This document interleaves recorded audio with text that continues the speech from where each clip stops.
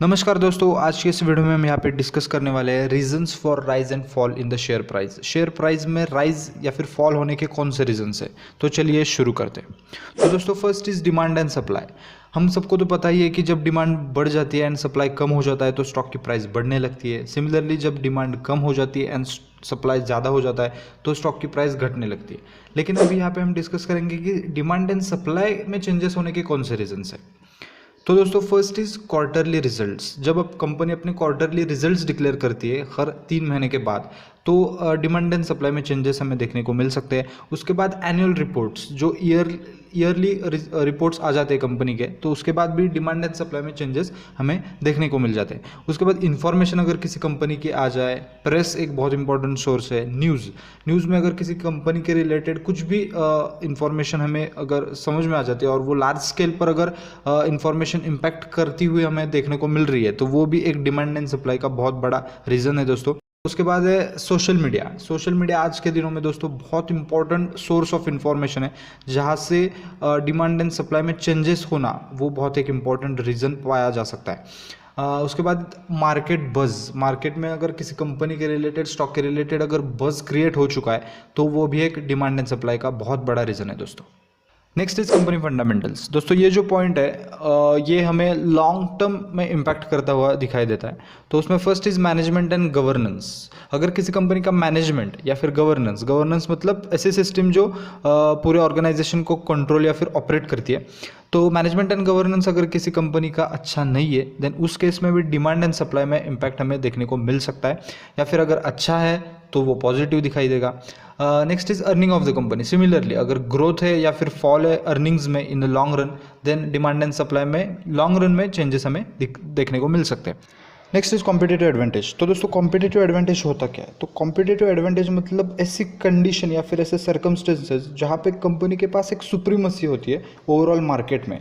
For example अगर हम consider करें पिडिलाइट इंडस्ट्रीज़ का, तो पिडिलाइट इंडस्ट्रीज़ के जो मेजर प्रोडक्ट्स है, ब्रांड्स है, फेविक्विक, फेविकॉल या फिर फेविस्टिक, जो मोस्टली चिपकाने के लिए यूज़ किए जाते हैं। तो हम मार्केट में जब जाते हैं तो इन ब्रांड्स के नाम से उन प्रोडक्ट्स का जिक्र करते हैं, जैसे कि फेविकॉल, फेविक्विक, फेविस्टिक।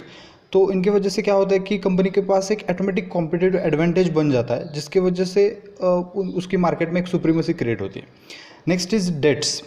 डेट्स अगर किसी कंपनी का बढ़ रहा है या फिर घट रहा है तो उस केस में भी क्या हो जाएगा कि डिमांड एंड सप्लाई में हमें चेंजेस देखने को मिल सकते हैं।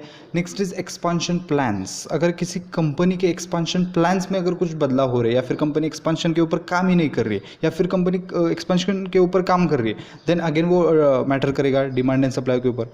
शेयर्स का प्लेजिंग करना। शेयर्स का प्लेजिंग भी बहुत एक इंपॉर्टेंट बड़ी बात है दोस्तों, कि अगर शेयर्स का प्लेजिंग बहुत एक्सटेंट पे अगर हो रहा है देन इन्वेस्टर्स का उसके ऊपर एक फेथ जो है वो कम हो जाता है। तो उसकी वजह से क्या होता है कि उसके ऊपर इन्वेस्टर्स इन्वेस्ट करना पसंद नहीं करते हैं, तो उसकी वजह से भी डिमांड एंड सप्लाई में चेंजेस होते हैं। सिमिलरली अगर प्लेजिंग कम हो रहा है देन अगेन रिवर्स हो जाएगा।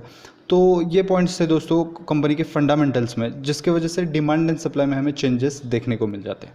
Next is technical factors. दोस्तों फंडामेंटल एनालिसिस करके जैसे इन्वेस्टमेंट के लिए लॉन्ग टर्म के लिए उसका यूज़ किया जाता है, सिमिलरली टेक्निकल एनालिसिस करके हम ट्रेडिंग के लिए उसका most of the times use करते हैं, जो शॉर्ट टर्म में इम्पैक्ट करते हैं। सिमिलरली टेक्निकल फैक्टर्स जो हमें शॉर्ट टर्म में इम्पैक्ट करते हुए यहाँ पे दिखाई देते हैं। तो first is market over valued और मार्केट अंडर वैल्यूड। अगर मार्केट ओवर वैल्यूड हो चुका है कुछ रीजंस की वजह से, सारे स्टॉक्स जो है वो बहुत राइज हो चुके हैं या फिर स्टॉक्स जो है वो गिर चुके हैं, देन उस केस में डिमांड एंड सप्लाई में शॉर्ट टर्म में हमें चेंजेस दिखाई दे सकते हैं। Second is technical analysis.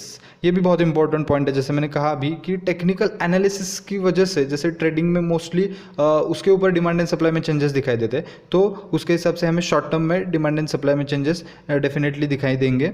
Next is positive and negative news. वो तो हम सबको पता ही है, अगर अच्छी न्यूज़ रहेगी तो अच्छा खासा प्राइस में राइज या फिर सिमिलरली फॉल रिस्पेक्टिवली हमें दिखाई देगा। डिमांड सप्लाई उसके हिसाब से चेंजेस हो जाएंगे। Next is liquidity of the shares. अगर किसी पर्टिकुलर शेयर्स में बहुत ज़्यादा लिक्विडिटी आ रही है, बहुत ज़्यादा लोग इंटरेस्टेड है उस पर्टिकुलर शेयर के रिलेटेड, उस कंपनी के related, then demand and supply में हमें वहाँ पे चेंजेस दिखाई दे सकते हैं दोस्तों। Next is macro economic factors and micro economic factors. तो ये macro economic and micro economic factors होते क्या? तो दोस्तों मैक्रो इकोनॉमिक फैक्टर्स वो फैक्टर्स होते हैं जो फैक्टर्स नेशनल लेवल पे या फिर गवर्नमेंट की वजह से जो फैक्टर्स इंपैक्ट करते हैं उन फैक्टर्स को मैक्रो इकोनॉमिक फैक्टर्स बोला जाता है। और माइक्रो इकोनॉमिक फैक्टर्स वो फैक्टर्स होते हैं जो इकोनॉमी को इम्पैक्ट करते हैं एट अ इंडिविजुअल या फिर ग्रुप लेवल पे या फिर कंपनी के लेवल पे, तो उन फैक्टर्स को माइक्रो इकोनॉमिक फैक्टर्स बोला जाता है। So the first factor is economic growth. Economic growth में अगर एट अ माइक्रो लेवल या फिर एट अ मैक्रो लेवल अगर अप एंड डाउन्स देखने को मिल रहे देन डेफिनेटली इकोनॉमिक ग्रोथ की वजह से डिमांड एंड सप्लाई में चेंजेस देखने को मिल जाएंगे।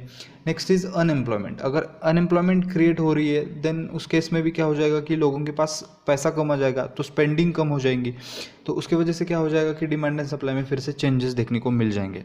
Third is inflation. इन्फ्लेशन हम सबको तो पता है कि इन द सिंपल टर्म्स महंगाई बढ़ जाना। तो वो क्यों होता है?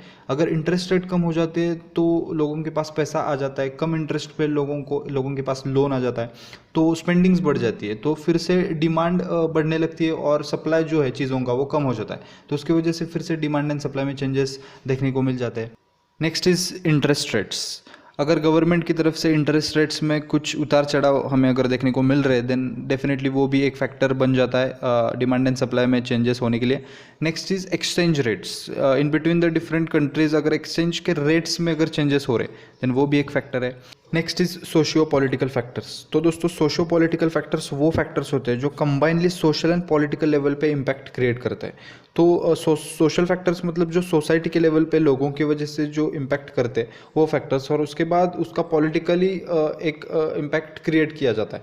तो वो जो फैक्टर्स है जिसकी वजह से डिमांड एंड सप्लाई में चेंजेस हमें देखने को मिल जाते हैं, तो वो भी एक बहुत इंपॉर्टेंट फैक्टर्स है। Next is Indian and world economy. हमारी इंडिया की इकोनॉमी एंड वर्ल्ड की इकोनॉमी में अगर कुछ उतार चढ़ाव अगर है देन वो भी दोस्तों डिमांड एंड सप्लाई में एक मेजर रोल प्ले करता है। तो दोस्तों ये थे macro and micro economic factors. Next is human sentiments. तो दोस्तों first of all human sentiments होता क्या है?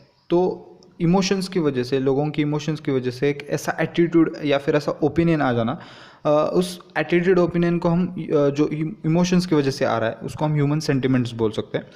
तो उसमें बहुत सारे फैक्टर्स है। फर्स्ट इज़ ऑप्टिमिस्टिक, मतलब पॉजिटिव हो जाना, एक्साइटेड हो जाना, उसके बाद थ्रिल्ड हो जाना किसी पर्टिकुलर न्यूज़ के रिलेटेड या फिर किसी पर्टिकुलर बड़े डिसीजन के related. Euphoric situation, hype create हो जाना। एनेक्शियस हम बहुत बार हो जाते हैं। एफ्रेड, घबरा जाना। पैनिक सिचुएशन हो जाती है, टेंस्ड हो जाना, डिप्रेस्ड हो जाना। तो ये सारे फैक्टर्स है दोस्तों जो ह्यूमन सेंटिमेंट्स के अंदर आ जाते हैं, तो जिसके वजह से भी दोस्तों डिमांड एंड सप्लाई में हमें चेंजेस देखने को मिल जाते हैं। तो major reasons for rise and fall in the share price is demand and supply. तो लेकिन डिमांड एंड सप्लाई में चेंजेस क्यों होते हैं, तो उसके रीजंस आज हमने यहाँ पे देख लिए हैं। उसके अलावा भी बहुत सारे रीजंस हो सकते हैं लेकिन मेजर रीजंस हमने अभी यहाँ पे देख लिए हैं। तो दोस्तों आज के लिए बस इतना ही। मिलते हैं अगले वीडियो में, तब तक के लिए बाय बाय।